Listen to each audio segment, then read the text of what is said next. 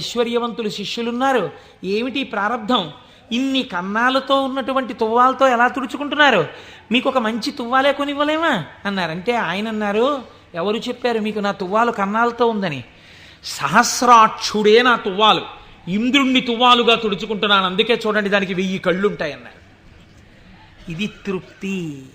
తనకిది లేదన్న భావన ఉండదు, అంతా నాదే, నాది కాంతి ఏమిటన్న భావనతో బతుకుతారు పెద్దలు. కాబట్టి అటువంటి తృప్తి మహేశ్వరుడి సొత్తు. కాబట్టి ఇటువంటి స్వతంత్రత, ఇటువంటి శక్తి కలిగిన వాడు ఏదైనా చేయగలడు. ఇక్కడ మనకి ఒక అనుమానం వస్తుంది, ఏమన్నా అంతా బాగుంది కానీ మనందరికీ ఎందుకండి అలా కనపడదు? మరి మనందరికీ కూడా అలా తెలిసిపోయి హాయిగా భావన లోపల నాటుకుపోయింది అనుకోండి, ఇంకా మనందరం మీరు చెప్పేది ఏముంది, రేపు పొద్దున్న నుంచి మీరు కింద కూర్చోండి మేమందరం చెప్తాం ఆ పతంజలి చెప్పినట్టు 1000 నాలుకలతోటి అంటే మరి ఎందుకు నిలబడదు? ఇది మీరు చాలా జాగ్రత్తగా కనిపెట్టవలసినటువంటి రహస్యం శాస్త్రంలో. మాయినంతు మహేశ్వరం, ఆయన మాయ ఆయనని చూడకుండా మిమ్మల్ని అడ్డగిస్తుంది. ఆ మాయ ఆయన అనుగ్రహం చేతనే తొలగుతుంది. మాయ అంటే ఉన్నదా లేనిదా? ఉన్నట్టు కనపడి లేనిది, అది చిత్రం. అది ఎవరిది? ఈశ్వరుడిదే. ఈశ్వరుడిదే అయిన మాయ ఈశ్వరుణ్ణి కనపడకుండా చేస్తుంది. ఏమిటండి మీ మాటలు అయోమయంగా ఉన్నాయి? నేను మీకు ఉదాహరణ చెప్తాను. మేఘం ఎవరి వలన వచ్చింది? సూర్యుడి వలనే వచ్చింది. సూర్యుడు సముద్రములో ఉన్నటువంటి నీటిని లాగాడు, నీటిని లాగితే నీటి ఆవిరిగా వచ్చి మేఘం ఏర్పడింది. ఈ మేఘం సూర్యుడికి అడ్డొచ్చింది. ఇప్పుడు సూర్యుడు కనపడ్డా? కనపడ్డ మేఘం అడ్డొచ్చేసింది. సూర్యుడి చేత తపింపబడిన సముద్ర జలములు ఆవిరిగా పీల్చబడితే మేఘమై సూర్యుడినే అడ్డినట్టు ఈశ్వరుడు యొక్క శక్తియే మాయగా పరిణమించి ఈశ్వరుడు కనబడకుండా చేస్తుంది. ఈ మాయ తొలగడం ఎవరి వల్ల తొలగుతుందో తెలుసా అండి? ఈశ్వర వాక్కు వలన, ఈశ్వర స్వరూపులైన గురువాక్యముల వలన. నిరంతర గురువాక్య శ్రవణమే మాయ తొలగుటకు సాధనము. అందుకే గురువు లేని విద్య గుడ్డి విద్య. ఆ గురువు అనుగ్రహం ఉంటే తప్ప మాయ తొలగదు. ఈ మాయ చిత్రంగా ఉంటుంది. ఎంత చిత్రంగా! మాయ యొక్క స్వభావమేమి మీకు తేలిక మాటల్లో చెప్పాలంటే, ఇప్పుడు నేను దాని గురించి పెద్ద చర్చ చెయ్యకుండా చెప్పాలి అంటే, మాయ వలన వచ్చేటటువంటి ఉత్తర లక్షణము కామక్రోధములు. ఎందుచేత? వెంటనే ఈశ్వరుడితో ఉన్నటువంటి పట్టు విడిచిపెట్టేసుకుని తన యందు పెట్టేసుకుని ఈశ్వర దర్శనమాగి ఇదంతా నా ప్రజ్ఞ అంటాడు. అనగానే మాయ ఏర్పడిపోయిందనమాట. అంతే. ఏర్పడి కామక్రోధములతో కొట్టుమిట్టాడుతుంటాడు. మీరు ఒక్క విషయం, నేను ఇప్పుడు ఒక విషయాన్ని చెప్పబోయే ముందు నేను ఇప్పుడు శివమహాపురాణంలోంచి ఒక ఆఖ్యానాన్ని అనుసంధానం చేయబోతున్నాను. ఇది చెప్పబోయే ముందు నేను ఒక విషయం చెప్పకుండా మొదలు పెడితే ఒక ప్రమాదం ఏర్పడేటటువంటి అవకాశం ఉంది. ఒక 95 సంవత్సరాల వృద్ధుడు అలా వెళ్ళిపోతూ ఉపన్యాసం అయిపోయిన తర్వాత ఒక ఆటో కింద పడబోయారనుకోండి. చూసిన వాళ్ళు, అయ్యయ్యో తాతగారు అదేంటండి అలా ఆటో కనపడలేదా మీకు అంత లైట్ వేస్తే? అంటే బాబు కళ్ళు డాజిల్ అయిపోయాయా, కనపడలేదు, పడిపోయాను అన్నారనుకోండి. మీరు ఏంటంటారు? గబగబా ఎత్తి తీసుకొచ్చి పక్కన కూర్చోబెట్టి, తాతగారు ఏమైనా దెబ్బలు తగిలాయా అండి అని ఆటో పిలిచి మాట్లాడి వారిని వారి ఇంటికి పంపిస్తారు. నాలాంటి ఒక దుఃఖపోతూ ఇలా అడ్డు పెట్టి ఆటో కింద పడ్డాడు అనుకోండి, మీరు ఏమంటారు? ఏమయ్యా ఆ మాత్రం చూసుకోలేవా ఏంటి, అలా వెళ్ళిపోయి పడిపోయేటి అంటారు కదా. ఒక అజ్ఞాని పడిపోయాడు అనుకోండి, అది పెద్ద విశేషంగా మీరు చెప్పక్కర్లా. ఎంతటి మహాత్ములు కూడా మాయకి ఎలా పడిపోతూ ఉంటారో మీరు తెలుసుకున్నారనుకోండి, దానికి ఎంత శ్రద్ధ అవసరమో మీకు అర్థమవుతుంది. కాబట్టి అలాంటివి చెప్పేటప్పుడు ఏ కోటేశ్వరరావు లాంటి వాడో కామమునకు వశుడైనాడు, క్రోధమునకు వశుడైనాడు అని చెప్తే అది పెద్ద విశేషం ఏంటంటే వాడు మా లాంటి వాడే అంటారు. కాదు, ఒక మహాపురుషుడు అలా వశుడైనాడు అనుకోండి. అందుకే వాళ్ళు మహాత్ములు ఎవరు తమ జీవితంలో సంఘటనలు దాచరు, రాసేస్తారు. మహాత్మా గాంధీ గారు జీవితంలో ఆటోబయోగ్రఫీ రాసుకున్నప్పుడు చెప్పుకున్నారు, చంద్రశేఖర పరమాచార్య స్వామి 73వ ఏట ఇప్పటికీ నన్ను ఆశ అప్పుడప్పుడు పట్టుకునే ప్రయత్నం చేస్తూ ఉంటుందని చెప్పుకున్నారు. మహాత్ములు దాచరు.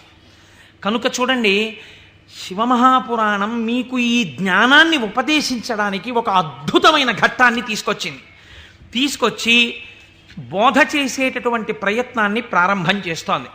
ఒకానొక సమయంలో నారద మహర్షి హిమవత్పర్వతము యొక్క క్రింది భాగమునందు గంగానది ప్రవహించేటటువంటి ప్రాంతంలో పరమశివుడు ఎక్కడ కూర్చుని తపస్సు చేశాడో అటువంటి గుహలో కూర్చుని పరబ్రహ్మమును గూర్చి తపస్సు చేశాడు. తపస్సు చేస్తున్నప్పుడు ఇంద్రుడు మన్మధుణ్ణి పిలిచి ఒక మాట చెప్పాడు. తపస్సు చేస్తున్నాడా? తపస్సు అంటే భగవంతుని యందు మనస్సు లగ్నమై ఉండాలి. అది చంచలమవుతుందా లేదా పరీక్ష చేస్తుంటారు. కనుక నువ్వు వెళ్ళి వికారములను ఇంద్రియములకు చూపించి వశుడవుతాడేమో చూడమన్నారు. అంటూ ఇంద్రుడు అన్నాడు, హిమశైల గుహాయాం హి మునిస్తపతి నారద మనసోద్దిశ్య విశ్వేశం మహాసంయమవాన్ దృఢ. అడిగోనయ్యా, మహాసంయమవాన్ సంయమి అయినటువంటి నారద మహర్షి తపస్సు చేస్తున్నాడు. మన్మథ నువ్వు అక్కడికెళ్ళి ప్రలోభ పెట్టి ఆయన తపస్సు భగ్నమయ్యేటట్టుగా చూడు. అగ్నియందు తప్తమైతే కదండి బంగారానికి కాంతి. పరిస్థితులను తట్టుకుని నిలబడినప్పుడు కదండి వాడు బ్రహ్మర్షి అవడం. కాబట్టి ఆ తపస్సుకి విఘ్నం పెట్టడం, ఆ తపస్సు సిద్ధించడానికి బాగా పుటం పెట్టడమే నా దృష్టిలో. ఇప్పుడు మన్మధుడు వెళ్ళాడు, ఏదో ప్రయత్నం చేశాడు, ఆయన ఏం లొంగలేదు. నారద మహర్షి యొక్క తపస్సు సఫలీకృతమైంది. ఆ తపస్సు పూర్తి చేసి ఆయన బయటికి వచ్చారు. చిత్రం చూడండి, ఇంతసేపు అన్నిటినీ విడిచిపెట్టి ఒక గుహలో కూర్చొని పరబ్రహ్మానుసంధానం చేసి గొప్ప తపస్సు చేసినటువంటి నారద మహర్షి ఎక్కడికి వెళ్ళారు? ఎవరి గురించి తపస్సు చేశారో వారిని సాకారముగా చూడ్డానికి కైలాస పర్వతానికి వెళ్ళారు. వెళ్ళి ఏమని చెప్పాలి? ఈశ్వర, మీ అనుగ్రహం నా చేత తపింపచేసి తపస్సునందు నాకు సాక్షాత్కరించి నాకు జ్ఞానభిక్ష పెట్టారని చెప్పాలి. కానీ ఆయన వెళ్ళి అన్నాడు, ఇది మాయ కమ్మడం అంటే ఎంత గమ్మత్తుగా ఉంటుందో చూడండి. ఈశ్వర, హిమవత్పర్వత ప్రాంతంలో ఉన్నటువంటి గుహలో కూర్చుని నేను తపస్సు చేశాను. మన్మధుడు వచ్చి నా మీద బాణాలు వేసే ప్రయత్నం చేశాడు. కానీ నేను ఆ మన్మథ బాణములను లెక్క పెట్టలేదు. కామమును జయించాను అంటే ఈశ్వరుడు చేసిన పని నేను చేశానని చెప్పుకోవడం సోత్కర్ష. కాబట్టి నేను కామమును జయించాను, జయించి నేను తపస్సు యందు సిద్ధిని పొందాను అన్నాడు. అంటే శంకరుడు నవ్వాడు. ఇక్కడ మీరు శివుడు చెప్పిన మాటని చాలా గట్టిగా పట్టుకోవాలి. ఆయన అన్నాడు, బాగుందయ్యా, చాలా చక్కటి మాట చెప్పావు, చాలా సంతోషం. కాముణ్ణి జయించావా? మాటలా కాముణ్ణి జయించడం అంటే జయించిన వాడికి తెలుస్తుంది, అందుకు కదా నాకు వచ్చి చెప్పావు. నేను సంతోషించాను. కానీ నారదా, నీకొక్కటి చెప్తాను, గుర్తుపెట్టుకో. అయిననొక మాట చెప్పెదా, మానసమున నుంపు దీని మరువకుమెప్పుడున్ మౌనీంద్ర వైకుంఠునితో నుడువకు నీ తపంబు తోరపు సిద్ధిన్. నాకు చెప్పావు కదా నేను కాముణ్ణి గెలిచానని. నీకు అలవాటు కదా, వైకుంఠానికి కూడా వెళ్ళి నారాయణ దర్శనం చేస్తావు. ఉన్నది ఒక్కటే పరబ్రహ్మమైన అన్ని రూపాలుగా చూడడంలో నీకు ఆనందం. అక్కడ మాత్రం ఇలా చెప్పకే, నా దగ్గర చెప్తే చెప్పావు అన్నారు. ఏదో ఇలాగే చెప్తాడు ఈ పెద్ద ఆయన, ఏడు పెద్ద పట్టించుకునేది అనుకున్నాడు. గురువుల మాట తిరస్కరించడం అంటే ఇదే. అనుష్ఠానములోకి రాని విద్య, అది శ్రవణమునకు పనికొస్తుంది అంతే. సినిమా కథలా ఎందుకది? అనుష్ఠానంలో పెట్టనప్పుడు ఎందుకు ఇంకా వేదాంత విద్య? ఇప్పుడు ఆయన బయలుదేరి ఎవరి దగ్గరికి వెళ్ళాడు? ఈయన దగ్గర నుంచి ఆయన దగ్గరికి వెళ్ళేటప్పుడు మధ్యలో తండ్రి గారు సృష్టికర్త దగ్గరికి వెళ్ళాడు. ఎవరు అసలు కాముణ్ణి గెలిచాడో ఆయన దగ్గరికి వెళ్ళి నీతో నేను ఈక్వల్ స్టేటస్ పొందానని చెప్పడం సంతోషం. అందులో ముందు శివుడి దగ్గరికి వెళ్ళాడు, తర్వాత నాన్నగారికి చెప్దాను లేని తండ్రి గారి దగ్గరికి వెళ్ళాడు. ఈ మాట నువ్వు శ్రీమన్నారాయణుడికి చెప్పకేం వైకుంఠంలో అన్నదాన్ని అసలు లక్ష్యమే పెట్టలేదు. అందుకని బ్రహ్మగారి దగ్గరికి వెళ్ళి ఈ మాట అడగలేదు. ఎందుకండి శివుడు ఇలా అన్నాడు అని అడగలేదు. అడగకుండా వెళ్ళి మళ్ళీ ఇదే చెప్పాడు బ్రహ్మగారి దగ్గర. నాన్నగారు నేను తపస్సు చేశానండి, మన్మధుడు వచ్చి బాణాలు వేశాడండి, అయినా నేను చెల్లించలేదండి, కాముణ్ణి గెలిచాను, తపస్సు యందు సిద్ధిని పొందాను అన్నాడు. అంటే బ్రహ్మగారు అన్నాడు, ఊరే నాన్న అలా అనకూడదురా, నేను నీకో మాట చెప్తాను విను. మున్నట శంకరుండు తపముల్ ఒనరించుచున్న మన్మధుండన్నిటలాక్షు గెల్వచని అంతము చెందే తదీయదేవి ఆ పన్నగ భూషణం కొలిచి భర్తననుంగునిగాగనుందే ఆ పుణ్యపు భూమి శాంకర విభూతి జయించితి నీవు కాముని. నువ్వు ఎక్కడ కూర్చుని తపస్సు చేశావో అక్కడ ఇతపూర్వం పరమశివుడు కూర్చుని తపస్సు చేశాడు. అక్కడికి మన్మధుడు వస్తే ఆయన తన మూడవ కంటి మంట చేత మన్మధుణ్ణి కాల్చేశాడు. మన్మధుడు బూడిదైపోయాడు. రతీదేవి ప్రార్థిస్తే వేరొక రూపంతో నీ భర్త నీకు కనపడతాడని వరం ఇచ్చాడు. ఆ ప్రాంతంలో మన్మథ బాణములు పనిచెయ్యకపోవడానికి కారణం ఇతపూర్వం శంకరుడు తపస్సు చేయడం. అక్కడికెళ్ళి కూర్చుని నువ్వు తపస్సు చేసి నేను గెలిచానంటావేమిటి? అలా చెప్పకూడదు, తప్పది. అందుకని నేను కాముణ్ణి గెలిచాననుకో, నువ్వు కాముణ్ణి గెలవడానికి కారణము ఇతపూర్వము ఈశ్వరుడు అక్కడ తపించుట. అది శివప్రజ్ఞ, నీ ప్రజ్ఞ కాదు, నువ్వు అలా అనకు అన్న. అంటే మనం ఏదైనా సాధిస్తే ఇది ఈశ్వరానుగ్రహము చేత సాధింపబడినది అనాలి. అంతేకాని నారదుడు తప్పు చేశాడని మనం ఇంటికి వెళ్ళిపోతే ఇంకెందుకు? ఆయనకి తీర్పు చెప్పడానికి మనం అక్కర్లేదు. మనం కూడా ఏదైనా సాధించినప్పుడు ఇది ఈశ్వరానుగ్రహముతో సాధింపబడినది అన్నమాట మాత్రమే వాడాలి తప్ప మన యందు నిక్షేపించుకోకూడదన్నని. బ్రహ్మగారు ఈ మాట చెప్తే ఏమిటో నాన్నగారు కూడా ఇలాంటి మాటలన్నీ చెప్తారు. శంకరుడు తపస్సు చేస్తే మాత్రం నా మీద బాణాలు ఇస్తే నేను తట్టుకున్నానా లేదా? ఆయన చెప్పద్దని చెప్పాడు, విష్ణుమూర్తికి చెప్పకి ఈ మాట అన్నాడు. ఎందుకని మీరు బాగా గుర్తించాలి. శాంభవీ మాయ, వైష్ణవ మాయ అని రెండు మాటలు వాడతారు. పరమశివుడి భార్యగా శాంభవి ఏ మాయ స్వరూపంతో ఉంటుందో అదే వైష్ణవ మాయగా ఉంటుంది పురుష స్వరూపంతో ఉంటే. నువ్వు ఈ మాటలు చెప్తే నీకు బాగా అనుభవంలోకి వచ్చేటట్టు ఒకసారి దింపి పైకెత్తుతాడు, బాగా అనుభవంలోకి వస్తుంది, కొత్త కథ వస్తుంది. ఎందుకు వచ్చింది అక్కడ చెప్పకని చెప్పాడు ఆయన. ఆయన పెద్ద బుద్ధితో చెప్పాడు, వినాలి కదా ఆయన. ఆయనకి మాయలో దిగి ఓసారి తొట్టుపడ్డమే బాగా నచ్చింది. మన బుద్ధి నారదుడి మీద పెట్టి చెప్పకూడదు, ఆయన మహానుభావుడు. నారదుడంటేనే జ్ఞానం, అంతటి వాడికి తప్పలేదు మాయ. ఇప్పుడు ఆయన వైకుంఠానికి వెళ్ళాడు. వైకుంఠానికి వెళ్ళి గబగబా ఎదురొచ్చి, ఏమిటి నారదా ఈ మధ్య కనపట్టలేదు అని ఎదురొచ్చాడు నారాయణుడు. ఎదురొస్తే ఏం చెప్పమంటారు స్వామి, నేను తపస్సు చేశాను, మన్మధుడు వచ్చి నా మీద బాణాలు వేశాడు, నేను చెల్లించలేదు, నేను తపస్సునందు సిద్ధి పొందానన్నాడు. అయిపోయింది, చెప్పద్దన్న చోట చెప్పేశాడు. అనకరా అన్నమాట అనేశాడు. ఏమొచ్చింది ఇప్పుడు దానివల్ల? నేను వెంకటాచలంలో దర్శనం 3 మాటలు చేశానండి. ఈ లైన్లోంచి వెళ్తున్నప్పుడు బయటికి వచ్చేసే లైన్లోంచి లోపలికి పంపించే లైన్లోకి దూరిపోయి 2 మాటలు దర్శనం చేసుకున్నాను అన్నారనుకోండి. అది పాపమా పుణ్యమా మీరు ఆలోచించండి.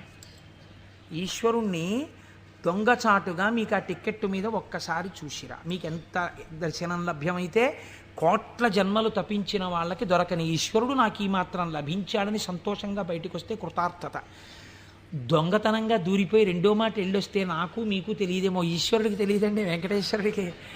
అంటే దొంగతనంగా 2వ మాట వచ్చావా నన్ను చూడ్డానికి అని దానికి తగిన ఫలితం ఆయన ఇస్తే ఏమవుతావు?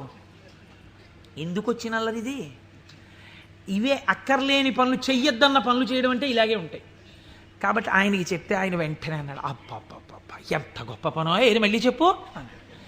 నేనండి తపస్సు చేసి మన్మథ బాణాలు పడితే లొంగకుండా సిద్ధి పొందాను. అబ్బా ఎంత గొప్ప విషయమయ్యా నారదా, ఎంత సంతోషంగా ఉందో నాకు. ఎవరు చేయగలరాయా ఈ పని? శివుడు చేశాడు, నువ్వు చేశావు. ఆయనకి అర్థమైపోయింది. ఓహో, అంటే ఇప్పుడు ఈయనకి బాగా పుటం పెట్టి జ్ఞానము లోపల నిలబడేటట్టుగా చెయ్యవలసిన అవసరం ఏర్పడింది. అంతేకాని ఆయన్ని చిన్నబుచ్చడం కాదు, తొట్టుపడకుండా నిలబెట్టాలి మనం అయితే ఇప్పుడు. కాబట్టి చాలా సంతోషమోయ్ అని కౌగిలించుకుని వెళ్ళిరా అన్నాడు.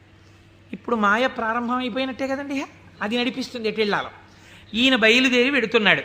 వెడుతూ వెడుతూ ఒక రాజ్యంలోకి వెళ్ళాడు. ఆ రాజ్యాన్ని పరిపాలించేటటువంటి రాజు పేరు శీలనిధి, ఆయన కుమార్తె పేరు శ్రీమతి.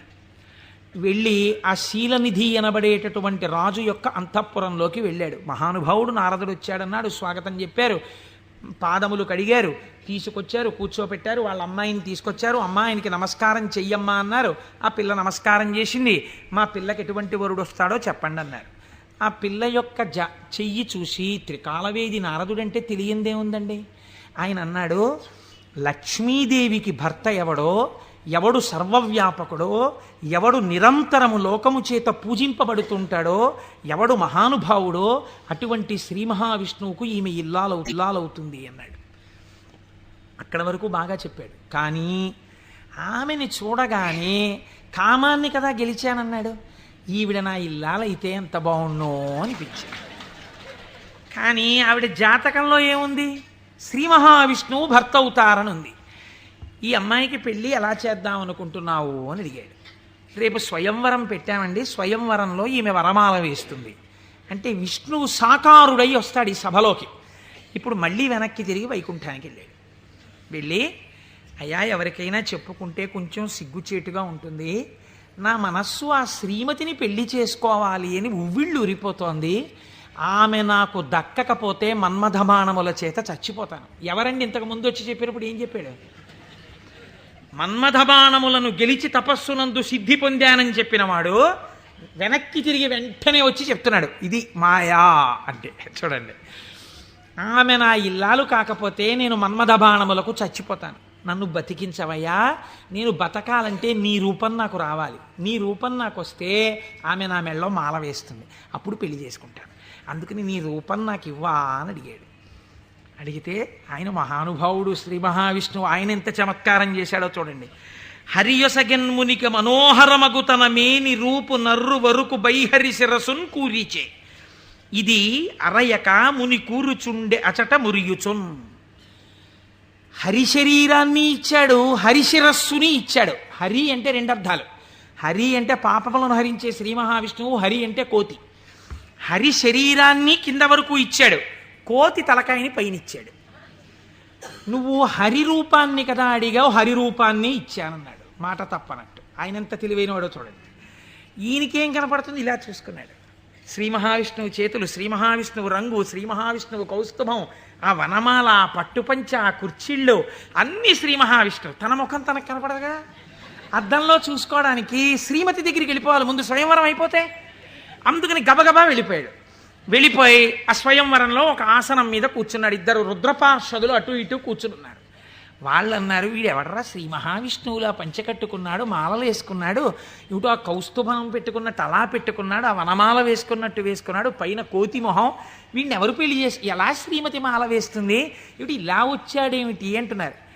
ఆయనకి ఎంతసేపు యావని వినిపిస్తోందంటే నా మెళ్ళో మాల వేసేస్తుందని కుళ్ళిపోయి వీళ్ళు ఇలా అనుకుంటున్నాడు. ఆ శ్రీమతి దండ పట్టుకుని దగ్గరికి వచ్చింది. తీరా దండ పట్టుకుని దగ్గరికి వచ్చేటప్పటికి కాళిదాస మహాకవి వర్ణిస్తారులేండి, ఆ ఇందుమతీదేవి దండ పట్టుకుని ఎవరి దగ్గరికి వెడితే వాళ్ళకి పగటిపూటలా అనిపించింది. ఎందుకంటే ఆవిడ యొక్క వెలుతురులో వాళ్ళు ప్రకాశించారు. ఆ తర్వాత కొంచెం ముందుకు వెళ్ళేటప్పటికి ఆవిడ వెళ్ళిపోయింది, వీళ్ళు చీకట్లో ఉండిపోయేవారు. నాకు కొన్ని ఆశ్చర్యంగా ఉంటాయి. నేను ఇంట్లోకి వెళ్ళేటప్పటికి కరెంటు పై చీకటిగా ఉంది. మా అమ్మాయి ఒక ఛార్జింగ్ లైట్ పట్టుకుని వచ్చి ఆ వెలుతురులో, నాన్నగారండి మిమ్మల్ని నేను వెలుతురులోకి తీసుకొస్తున్నాను అంది. చాలా గొప్ప మాట అమ్మా అన్నాను. అంటే ద్వంద్వార్థములతో మాట్లాడింది. చాలా సంతోషం తల్లి, పోన్లే నా కూతురి చేత నేను వెలుగులోకి వచ్చినా చాలా గొప్పవాడినే కదా. అందుచేత ఆయన అలా ఆ శ్రీమతి దగ్గరికి వచ్చింది. దగ్గరకు వస్తే నాకే మాల వేస్తుంది అని సంతోషపడిపోయాడు ఆయన. ఆ పాపం నా శిరస్సు అందదేమో అని కొంచెం వంచాడు. ఆవిడ ఇలా చూసి భృకుటి ముకులించి, ఏమిటి కోతి శిరస్సు ఏమిటి, రూపం ఏమిటి అనుకుని వెళ్ళిపోయాడు. ఈలోగా రావలసిన శ్రీహరి రాజకుమారుడి వేషంలో వచ్చాడు. ఆవిడ గుర్తుపట్టింది, మాల తీసుకెళ్ళి శ్రీమన్నారాయణుడి మెడలో వేసేసింది. ఈవిడ్ని తీసుకుని ఆయన చక్కబోయాడు వైకుంఠానికి. ఈయనకి ఎక్కడ లేని బాధ కలిగింది. ఈలోగా పక్కనున్న రుద్రపార్షదులు ఇద్దరు అన్నారు, ఏమయ్యా నీకు ముందే చెప్పాము, కోతి మొహం వేసుకుని సభలోకి వచ్చావేమిటయ్యా అని, నిన్నెవరు పెళ్లి చేసుకుంటారనుకున్నావయ్యా అన్నారు.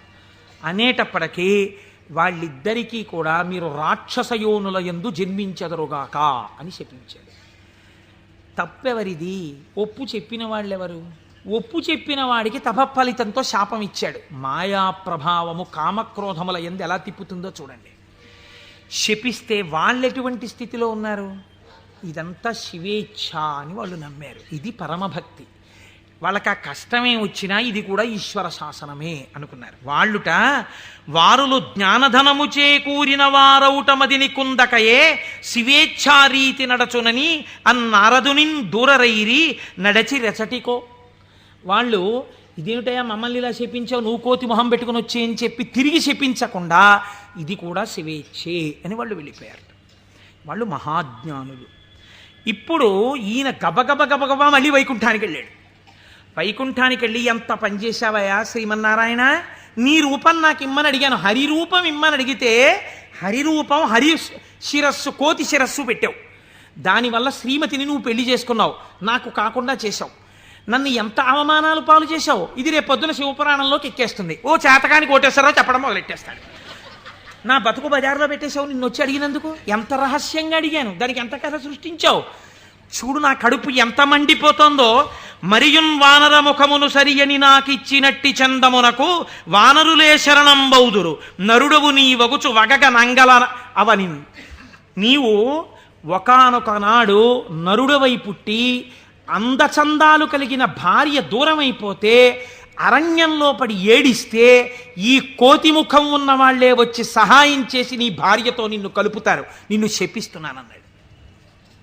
మహానుభావుడు కనుక శ్రీమన్నారాయణుడు దాన్ని కూడా లోకానికి ధర్మ మార్గం నేర్పడానికి రామావతారమునందు సీతావియోగంగా తీసుకున్నారు. ఇప్పుడు ఈ శాపవచనాన్ని కూడా విడిచిపెట్టేశాడు, ఇద్దరిని శపించేశాడు, భగవంతుణ్ణే శపించాడు, రుద్రపార్షదుల్ని శపించాడు, కామమునకు వశుడయ్యాడు. ఇప్పుడు స్వస్థత కలిగింది. ఏమిటి నేను పొందింది అనుకున్నాడు. చిచ్చి చిచ్చి, ఎక్కడి నా జన్మ, ఎక్కడి తపస్సు, ఎక్కడి మహతి. ఆనాడు శంకరుడు చెప్పాడు, నేను గెలిచానని అనద్దు, ప్రత్యేకించి వైకుంఠంలో ఈ మాట చెప్పకు సుమా అని చెప్పాడు ఆయన. అక్కడే చెప్పాను. కాబట్టి శివవాక్కు గురువాక్కు, ఏది అనకురా, ఏదైనా ఈశ్వరుడు ఇచ్చాడను నీకు ఇబ్బంది ఉండదు. అంటే వీడు ఏదైనా సాధించేటప్పటికీ నాదంటాడు, ఏదైనా పోయేటప్పటికీ దిక్కుమాల దేవుడు ఏం చేశాడు నాకంటాడు. రెండూ పాపకర్మలే. కాబట్టి ఇప్పుడు ఆ మాయ తొలగింది. ఇప్పుడు శ్రీమన్నారాయణుడిని చూసి అన్నాడు, ఎట్లు మహాత్మా నిన్ను శపించిన దోషము నాకు బాయు, నీ వెట్లు భరించి యొందగల వీచెడు తాపసి ఏవయైన ఈ తిట్లు సహింపరానివిక, తీండ్రపుటల్కను ముక్క ముక్క యౌనట్లుగా నన్ను చెండదగు, అండజకేతన చక్రధారచేన్. యుక్తాయుక్త విచక్షణ మరిచి నేను మాట్లాడినటువంటి మాటలకి నా యొక్క నాలుకని ముక్కలు ముక్కలుగా కత్తిరించెయ్యాలి. ఎంత మాత్రము ఇంకా జాగు చెయ్యకుండా, మహానుభావ, అండచకేతన అంటే గుడ్డులోంచి పైకొచ్చినటువంటి గరుత్మంతుడు నీ యొక్క ధ్వజమునకు చిహ్నముగా కలిగినటువంటి వాడా, మహానుభావ నీ చక్రధారల చేత నా నాలుకని ముక్కలు ముక్కలుగా కత్తిరించేవయా, అప్పుడు కానీ నేను చేసిన పాపం పోదని కన్నీటి ధారలతో ఆయన పాదాల్ని అభిషేకించి ఆయన కాళ్ళ మీద పడ్డాడు.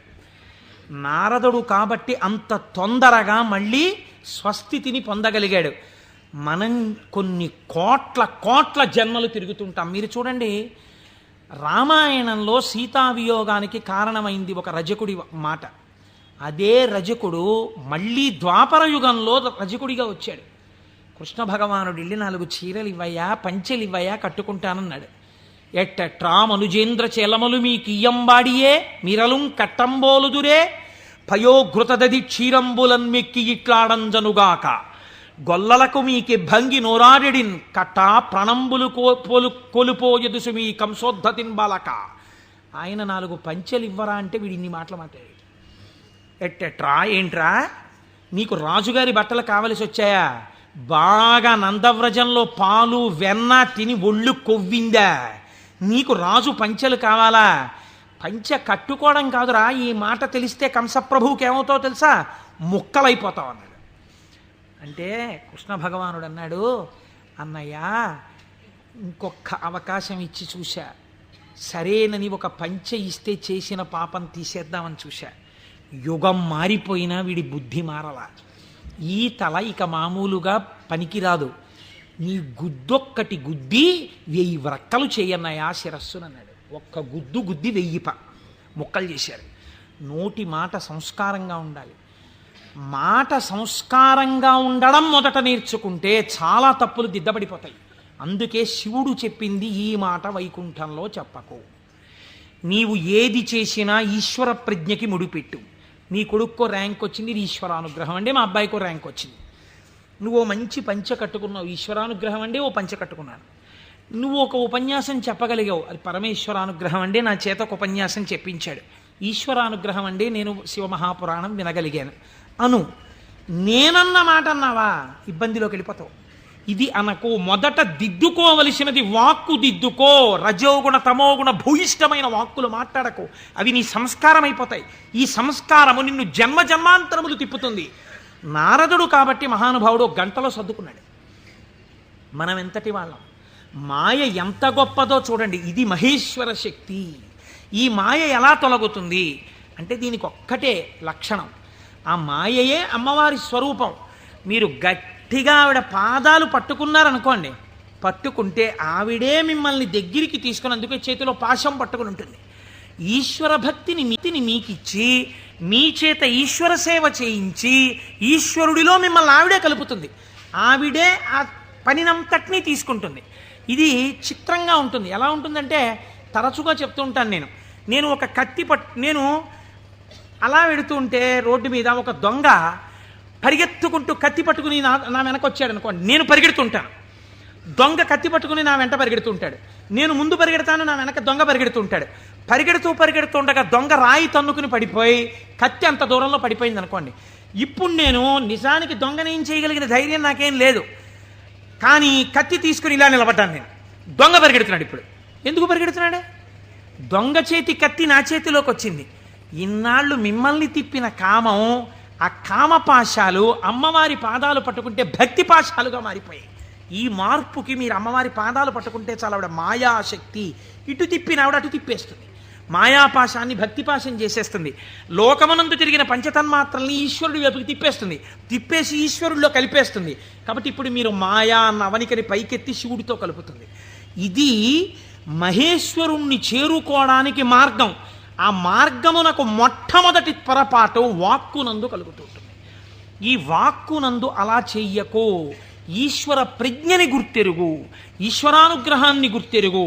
ఇది మనకి బోధ చెయ్యడం ఈ మహేశ్వరనామాన్ని అడ్డుపెట్టి మనకి నేర్పింది.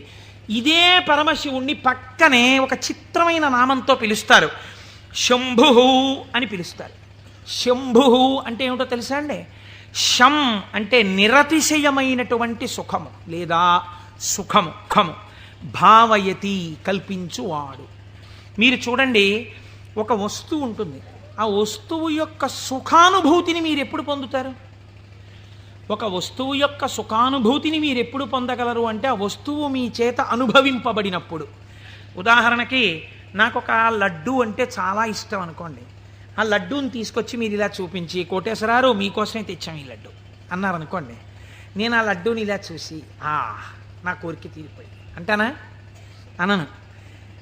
మీకోసమే అన్న చేతిలో పెట్టారు, చాలా బాగుంది అని ఇలా పెట్టుకుని తినబోతాను. తినకండి, మీకు ఈ లడ్డు ఎందుకు తెచ్చానో మీకు శుభవార్త చెప్పాలి, అది చెప్పాక తిందురు కానీ. ఇప్పుడు నా కోరిక తీరిపోయిందా? తీరలేదు. ఆయన శుభవార్త చెప్పబోతుంటే సెల్ ఫోన్ మోగింది. ఉండండి చెప్తాను అని అక్కడికి వెళ్ళి గంట సేపు మాట్లాడుతున్నాడు. లడ్డు ఇలాగే ఉంది, నేను ఇలాగే ఉన్నాను, తీరిందా? తీరలేదు.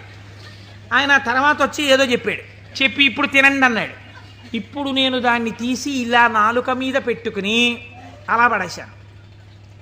గభాలన కంట్లో ఏదో పడి ఇలా అన్నాను, అది కింద పడింది. తీరిందా నా కోరిక? తీరలేదు. నాలుక మీద పడింది రెండో ముక్క, అమ్మయ్యా అన్నాను, ఇప్పుడు నా కోరిక తీరింది కదండి. వస్తువు ఉండడానికి, అది మీ అనుభూతిగా మారడానికి మధ్యలో చాలా తేడా ఉంటుంది. ఈ శక్తి మీ యందు నిలబెట్టేవాడు ఈశ్వరుడు. అందుకే ద్రాపే అంధస్సస్పతే దరిద్రం నీలలోహిత అంటుంది రుద్రాధ్యాయం. సుఖమునకు కావలసిన వస్తువు ఉండడం వేరు, సుఖముగా బ్రతకడం వేరు. ఒకడు కోటీశ్వరుడు ఉంటాడు, కానీ వాడు నిన్న రాత్రి మిగిలిపోయినటువంటి చద్దన్నాన్ని